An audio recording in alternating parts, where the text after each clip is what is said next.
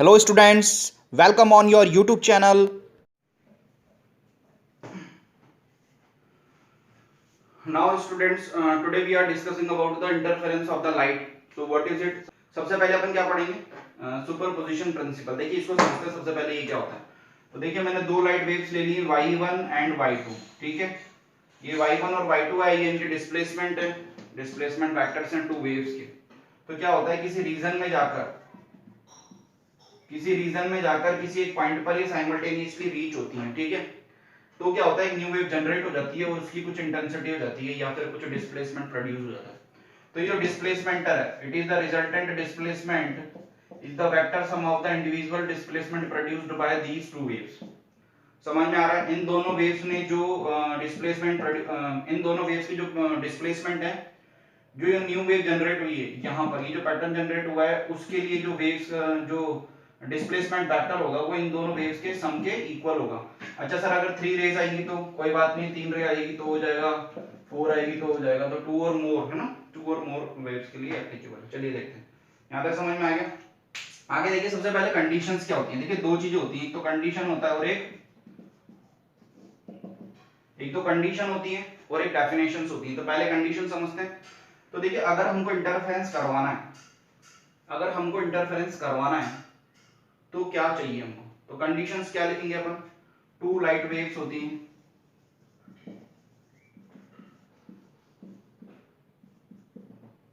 कैसी होनी चाहिए. देखिए सेम फ्रीक्वेंसी की होनी चाहिए. पहली बात सेम फ्रीक्वेंसी,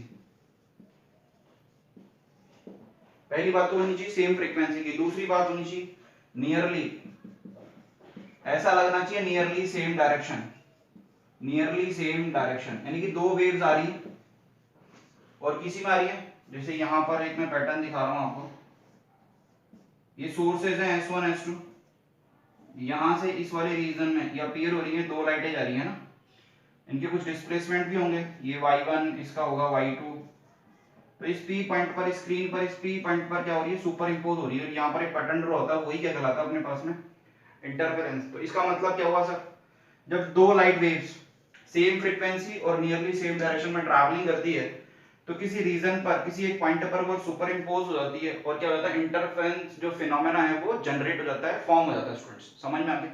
नाउ स्टूडेंट्स, अब अपन क्या कुछ डेफिनेशन देखेंगे इसकी कि व्हाट इज द इंटरफेरेंस. तो देखिए मैं यहाँ पर लिख रहा हूँ मॉडिफिकेशन ऑफ डिस्ट्रीब्यूशन. आप पूरा लिखना, distribution of intensity superposition. Okay, तो ये क्या लिखा है मैंने, modification of the distributions of the intensities in the region of the superpositions. मतलब क्या होता है, जब सेम फ्रीक्वेंसी की और नियरली सेम डायरेक्शन के अंदर जब दो वेव्स आती हैं, तो क्या होती है, वो एक रीजन के अंदर क्या होती है, सुपर इंपोज, उनका सुपरपोजिशन होता है. ठीक है, सुपरपोजिशन होता है और फिर क्या हो जाता है, इंटरफेरेंस की जो फिनोमेना है वो जनरेट हो जाता है, इंटरफेरेंस फिनोमेना जनरेट हो जाता है. तो इसके अंदर क्या होता है, जो इंटेंसिटीज है ना, उसका डिस्ट्रीब्यूशन हो जाता है. कैसे हो जाता है, तो कहीं पर किसी रीजन पर जो इंटेंसिटी होती है, जो रिजल्टेंट इंटेंसिटी होती है, वो इंडिविजुअल जो इंटेंसिटी होती है उनके सम से भी ज्यादा जाती है. और इस पॉइंट्स को बोलते हैं अपन कंस्ट्रक्टिव पॉइंट्स. क्या बोलते हैं, कंस्ट्रक्टिव पॉइंट्स. कुछ ऐसे रीजंस होंगे जहां पर इनके जो रिजल्टेंट इंटेंसिटी है उसका जो सम होता है वो इससे भी कम हो जाता है, उसको बोलते हैं डिस्ट्रक्टिव पॉइंट्स. ये पॉइंट्स इंपॉर्टेंट होते हैं. ठीक है, न्यूमेरिकल पर्पस में काम आएंगे कंस्ट्रक्टिव और डिस्ट्रक्टिव पॉइंट, देखेंगे अपन आगे ना. चलिए, तो ये कंस्ट्रक्टिव और डिस्ट्रक्टिव पॉइंट हो गए. मैं आपको एक एग्जांपल के थ्रू और समझाता हूं. जैसे सपोज करो आपके पास में 800 रुपीज है. कितने 800 रुपीज है, यहाँ पर 1 2 3 4 5 6 7 8 स्टूडेंट है. तो हर किसी के पास में कितने कितने रुपीज आ रही है, 100 रुपीज आ रही है. ठीक है ना. अब क्या किया, कुछ टाइम के बाद में देखिए 8 बच्चे और बना दिए मैंने यहाँ पर. अब क्या हो रहा है, कुछ टाइम के बाद में इसने इसको पैसे दे दिए अपने, तो इसके पास में कितना हुआ 200 और इसके पास में 0. फिर इसने इसको दे दिए तो इसके पास 200. तो ऐसे सबके साथ में होता है. मतलब जो अभी भी यहाँ पर जो टोटल सम है वो कितना है, 800 है. यानी कि क्या होता है कि जो इंटेंसिटी है वो तो उतनी रह रही है, लेकिन जो रीडिस्ट्रीब्यूशन हो जाता है, क्या हो जाता है, डिस्ट्रीब्यूशन हो जाता है किसका, इस मनी का. यहाँ पर इसी तरीके से यहाँ पर इंटेंसिटीज का डिस्ट्रीब्यूशन हो जाता है, लिखा हुआ ना distributions of the intensities in the region of the superpositions, ठीक है ना। तो देखिए आपको एक और बात बता दूं, यहाँ पर ये जो इंटरफेरेंस पैटर्न है ये law of conservation of energy को भी फॉलो करता है। देखिए यहाँ पर 800 रुपए थे, तो यहाँ पर भी कितने 800, ठीक है, समझ में आ गया आपको स्टूडेंट्स। नाउ स्टूडेंट्स अब अपन कुछ कंडीशंस देखेंगे, what are the conditions for the constructive and the destructive interference. चलिए स्टार्ट करते हैं। सबसे पहले यहाँ पर मैं डायग्राम ड्रॉ कर देता हूँ, ठीक है ना, यहाँ पर ड्रॉ कर देता हूँ। चलिए ये डायग्राम, ये स्लेट है आपके पास में, अभी सब समझ में आ जाएगा आपको धीरे धीरे। यहाँ पर ये सुपर इम्पोज हो रही है और ये स्क्रीन है, ये स्क्रीन है आपके पास में, ये सुपर इम्पोज हो रही है किसी पॉइंट पी पर, ठीक है, समझ में आ रहा है। ये दो स्लेट है आपके पास में और ये सुपर इम्पोज हो रही है। ये सर आ कहां से, ये यहाँ पर एक और है, यहाँ पर है ना डिस्ट्रक्टिव फिनोमेना, ये ऐसे ऐसे आती हैं, फिर स्फेरिकल वेव फ्रंट्स आते हैं, तो ये कुछ ऐसा होता है, ये जनरेट हो जाती है, फिर ये यहाँ चला जाता है, ये यहाँ, ठीक है, समझ में आ रहा है आपको। चलिए तो यहाँ पर ये दो दे रखी है आपको, ये वेव्स हो गई, एक ये हो गई, एक ये हो गई, इसका डिस्प्लेसमेंट y1, इसका डिस्प्लेसमेंट y2, ठीक है। अब देखिए ये यहाँ से लेकर यहाँ तक जो डिस्टेंस कवर कर रही है इट इज x, ये यहाँ से परपेंडिकुलर ड्रॉ कर देता हूँ तो ये भी x हो जाएगा, तो ये कितना हो जाएगा, इसको डेल्टा x लिख लेता हूँ, it is the path difference between these two waves, ठीक है ना, यहाँ तक समझ में आएगा। इन दोनों के जो बीच की डिस्टेंस इट इज d, कितना है ये d है, और जो ये स्लिट्स हैं, स्लिट और जो स्क्रीन है उसके बीच की जो डिस्टेंस है it is capital D, and the displacement along the y axis from the central part it is y, ठीक है ना, इसको y कंसीडर करूंगा मैं, ठीक है ना। इस पॉइंट पर ये सुपर इंपोज हो रही है और यहीं पर क्या होगा, इंटरफेरेंस जनरेट होगा। चलिए आगे ये कंडीशन देखते हैं। तो इन इस ये जो वेव है और ये जो वेव है उसकी इक्वेशन लिख लेता हूं मैं, y1 equal to a1 sin omega t minus of kx, y2 a2 sin omega t minus k।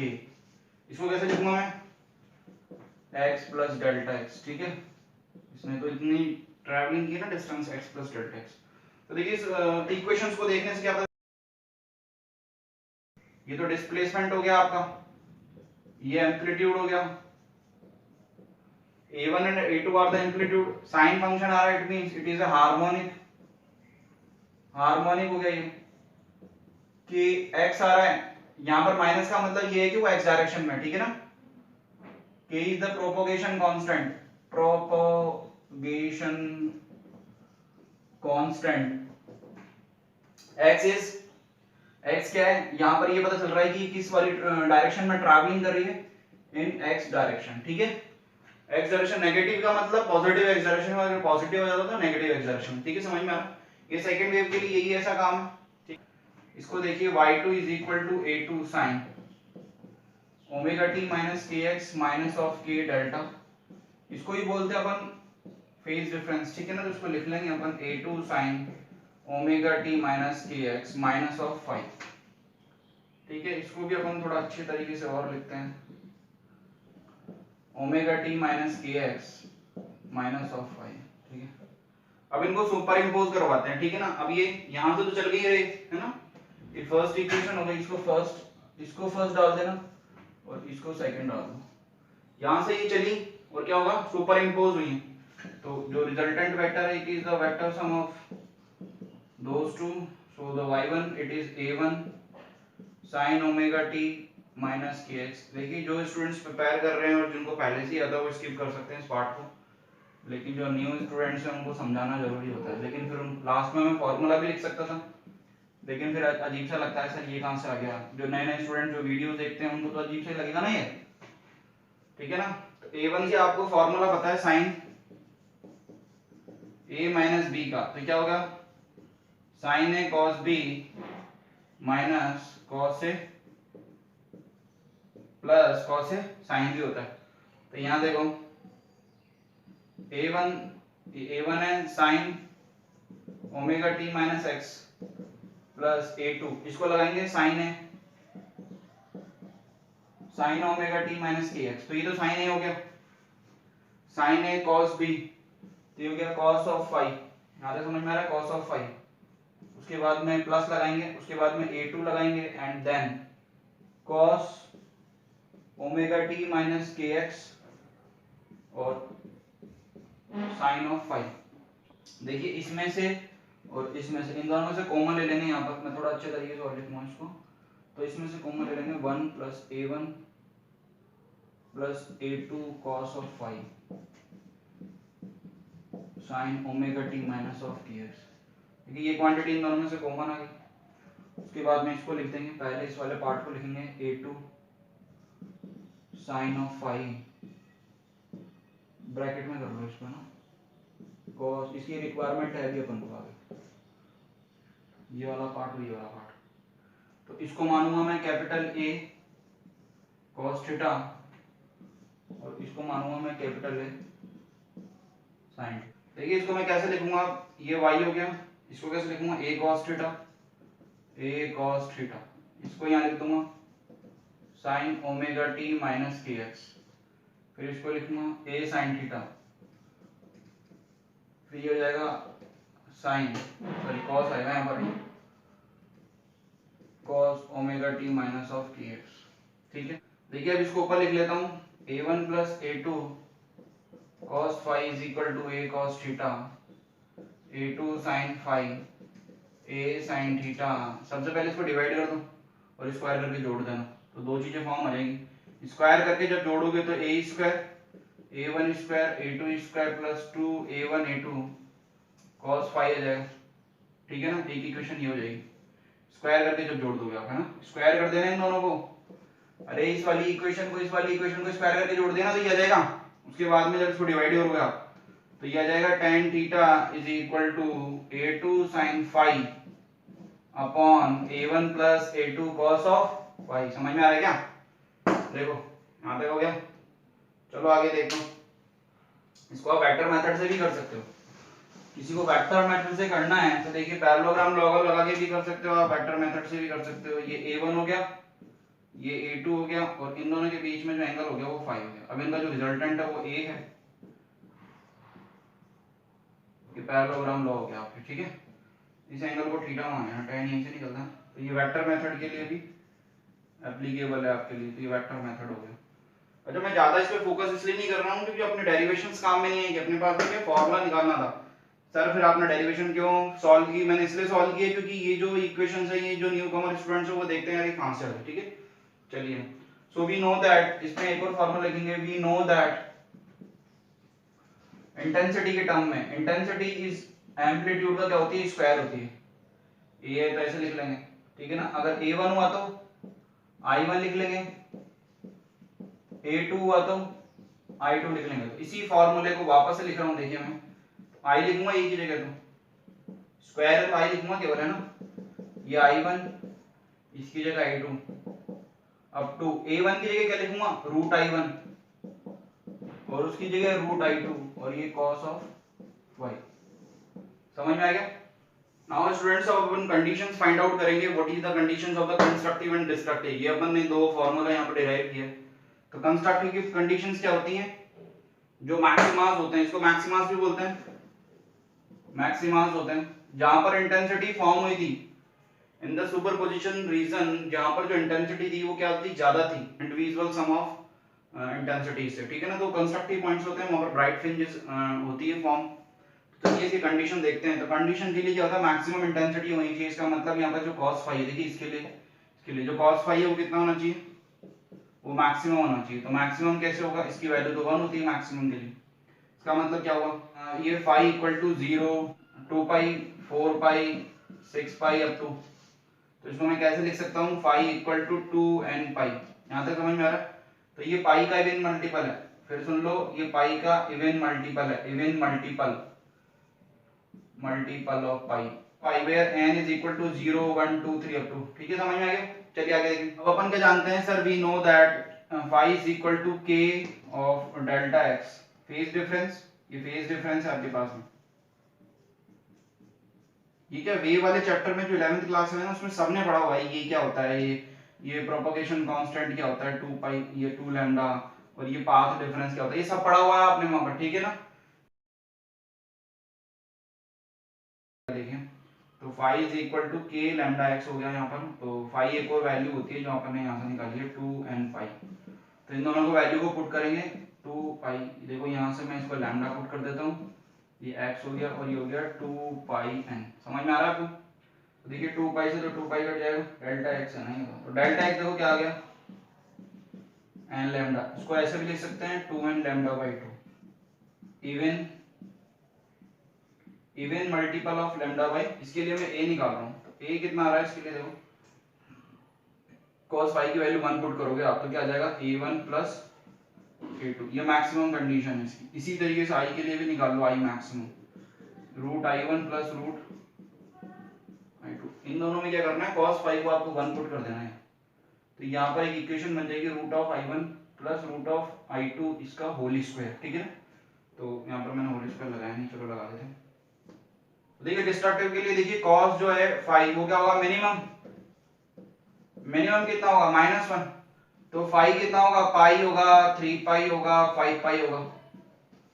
तो फाई को अपन कैसे लिख सकते हैं 2n - 1 into phi, where n is 1 2 and 3। तो देखो ये पाई का ऑड मल्टीपल है, कैसा है ऑड मल्टीपल है। अब क्या करेंगे, वापस से वही काम करना है जो उसमें किया था। we know that phi is equal to k delta x and this one is also 2n - 1 into pi। ये भी पाई है और ये भी पाई के बराबर होता है। we know that k is equal to 2 pi upon lambda is equal to 2n - 1 into pi। Sir ये कर क्यों रहे हो, अरे भाई ये काम आएगा भी, देखना अभी आप, ये सब काम आता है। पाई से तो पाई कट गया, इसको अपन डायरेक्ट लिख रहा हूं मैं, ये 2n - 1 ये लैम्डा बाई 2 हो जाएगा। समझ में आ रहा है, ये क्या आपके पास में पाथ डिफरेंस आ गया। तो यहाँ पर क्या लिखेंगे, इसको ऑड मल्टीपल है, क्या है ऑड मल्टीपल है किसका, लैम्डा बाई पसंद निकालेंगे ए मिनिमम। डिस्ट्रक्ट की कंडीशन निकाल रहे हैं, मिनिमास होते हैं, इसको मिनिमास भी बोल सकते हैं ना, मिनिमास भी बोल सकते हैं इसको, ए मिनिमम। ए मिनिमम कितना होगा आपके पास में देखिए, so the A minimum is it is, इसमें cos इस वाले इक्वेशन के अंदर cos की वैल्यू क्या रखेंगे, cos फाई की वैल्यू रखेंगे अपन -1। तो चलिए जब cos फाई की वैल्यू -1 रखते हैं तो a1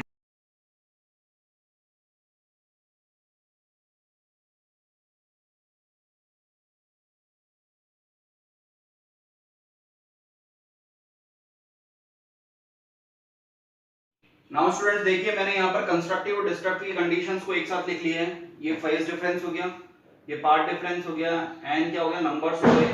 इसमें देखिए प्लस और माइनस अपन दोनों लिख सकते हैं। प्लस का मतलब हो गया इससे सेंट्रल जो पॉइंट होता है, सेंट्रल मैक्सिमा जो पॉइंट होता है इससे अबव, ठीक है ना, इससे अबव। और जो माइनस के लिए अपन लेंगे तो इससे बिलो वाले पॉइंट्स हो जाएंगे।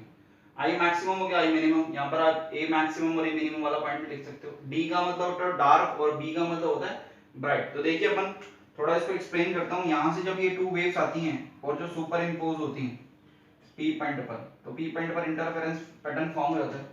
अब जरूरी नहीं है यहीं पर मीट हो, तो सपोज करो ये यहाँ पर मीट हो रही है, इस वाले पॉइंट पर मीट हो रही है, ठीक है। देखिए सेंटर पर हमेशा क्या होती है, ब्राइट फ्रिंज बनती है। क्या बनती है, bright fringe. B stands for the bright. जो ये सेंटर होता है उसके लिए हमेशा अपन क्या लिखते हैं, बी नॉट। नॉट का मतलब ये हो गया यहाँ पर n इज इक्वल टू 0, ठीक है ना। ये कुछ नोमेनक्लेचर्स हैं। तो यहाँ पर हमेशा ब्राइट फ्रिंज बनती है, सेंट्रल पर हमेशा ब्राइट फ्रिंज बनती है और उसको बोलते हैं सेंट्रल मैक्सिमा। क्या बोलते हैं स्टूडेंट, सेंट्रल मैक्सिमा। इससे जस्ट अबव यहाँ पर इस पॉइंट पर सपोज करो अब ये यहाँ पर कहीं मीट हो रही है, इस वाले रीजन में, इस वाले पॉइंट पर। अब क्या बनेगा, ये पहले ब्राइट बनेगी, फिर डार्क, फिर ब्राइट, फिर डार्क, फिर ब्राइट, फिर डार्क। इस टाइप से ये पैटर्न फॉर्म होता जाएगा। अब यहाँ पर क्या बन रहा है, डार्क बन रहा है। फिर यहाँ पर क्या बनेगा, फिर B1, फिर यहाँ D2, पहले ब्राइट फिर डार्क, फिर ब्राइट फिर डार्क, अब ब्राइट फिर डार्क। तो इस टाइप से ये इधर 2 लिखूंगा, इस टाइप से ये पैटर्न फॉर्म होता जाएगा ऊपर। अच्छा जैसे ऊपर पैटर्न फॉर्म होगा वैसे के वैसे ही ये नीचे पैटर्न फॉर्म होता है, ठीक है। समझ में आएगा स्टूडेंट्स। ये कंडीशन इनको समराइज कर लेना, ये न्यूमेरिकल पर्पस से बहुत ज्यादा इंपॉर्टेंट है।